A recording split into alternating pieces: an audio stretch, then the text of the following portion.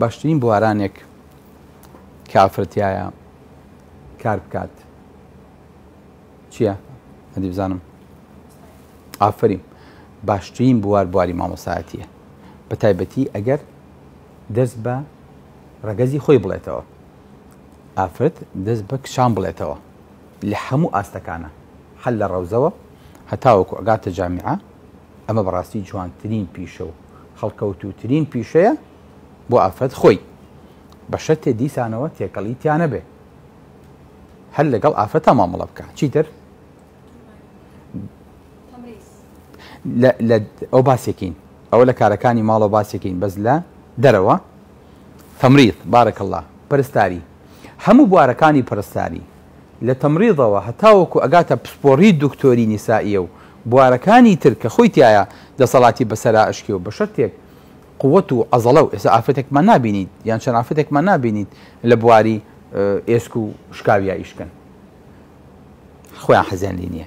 من تا سێک ئافرەتم بینیوە لە ژیانی خۆمە نمبینیوە، لەبەر بەڵام ئەتوانێت سۆنەر بێ، توانێت دکتۆری چاو بێ، توانێت دکتۆری پێست بێ، وانە توانێت کۆمەڵە ئیشی ناسک کات کە لە سروشتی خۆی بۆشێتەوە، توانێت دکتۆری تەغزیە بێ، چەند لی جوانە، تو ئەکرێت دکتۆری مناڵان بێ. نییە بۆیە ئەبێت لەگەڵ تەبیعەتی ئیشەکەیە جوان بگونجێ، لەگەڵ سروشت و لەگەڵ فێترە و لەگەڵ توانە ئەزاریەکانیا بێتەوە. چیتر؟ زۆر شتیتر هەیە لەوانەیە ئێمە باسمان نەکردە بێ ئافرەت هەر توانێت وەکو مۆزەفی کۆمەڵە ئیشی گەورە بکە، بەڵام ئەوەی کە زۆر لی جوانە ئەم دوو پیشەیە بۆ چکە ئەم دوو پیشەیە هەردووکی جێ ئەگرن.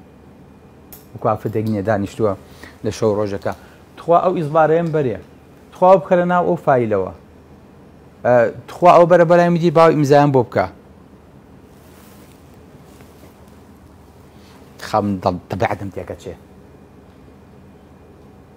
تۆ ماڵ و مناڵ و ئەو سەروەتە گەورەی و بەجێ هێشتووە، ئەلێ دانیشتووی چەرەسات و گوڵە بە ڕۆژە و داناوە خەریکی ئەمەیت. ئێستا حەت پێویستی پێی نەماوە، ئێستاکەنا بە کلیکێکی کۆمپیوتەر هەموو ئەماناکرێ، هەر ئەی بە ئێمە ئێستا دانیشتێ خەریکی ئەمە بین.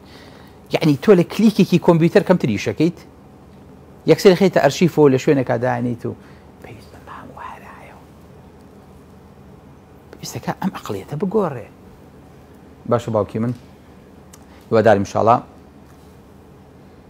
ئەم چوارچێوەی کە دامانە بۆ کاری ئافرەت هەمومان لێی ئاگادار بین و بتوانین ئا لێرەنا ئینشاڵڵا جێ خۆمان بکەینەوە و سەرکەوتوو بن و هەر لە جێ دەستدیاربوون و دەستڕەنگینی هاتان بینین، چکە ئافرەت بە دەستڕەنگینی و بە خانمێتیەوە جوانە و ئەبێت هەر لەم سنوورەشا بمێنێتەوە.